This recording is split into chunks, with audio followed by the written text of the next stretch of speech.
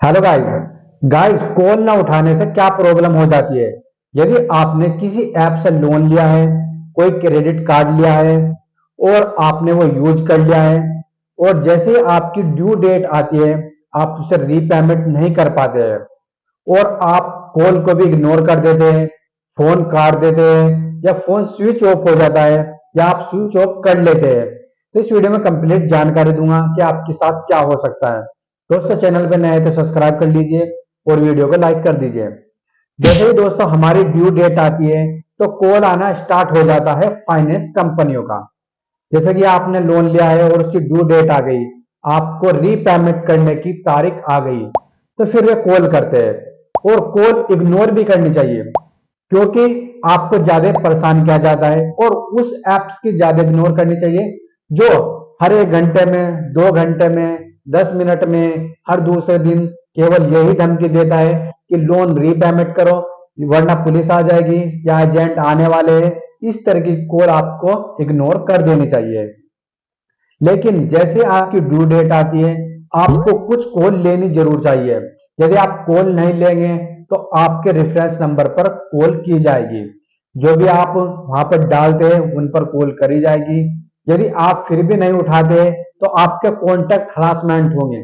जितने भी आपकी कॉन्टेक्ट लिस्ट में आपके नंबर सेव होंगे, मम्मी पापा बहन भाई दोस्त या किसी का भी, उस पर कॉन्टेक्ट हरासमेंट करने की संभावना बढ़ जाती है जब आप कॉल बिल्कुल नहीं उठाते हैं। लेकिन इससे आपको प्रॉब्लम होती है, लेकिन इसका एक ही उपाय है कि आप कॉन्टैक्ट लिस्ट फेक बना लीजिए।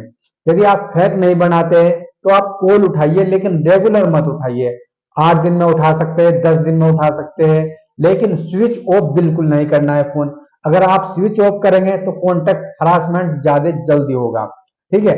लेकिन आप स्विच ऑफ भी करते हैं तो रेगुलर मत करिए।